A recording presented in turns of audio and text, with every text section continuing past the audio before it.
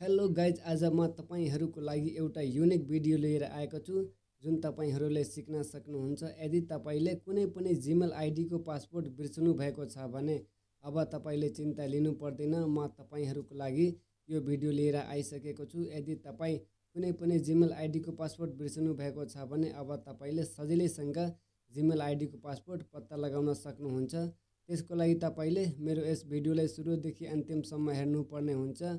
यदि तपाई नयाँ हुनुहुन्छ या अझैसम्म मेरो यस च्यानललाई सब्स्क्राइब गर्नु भएको छैन भने सब्स्क्राइब गरी बेल आइकन दबाएर अल नोटिफिकेसन अन गरिदिनु होला, जसले गर्दा आगामी दिनमा आउने यस्तै खालको भिडियोहरू मिस हुने छैनन्।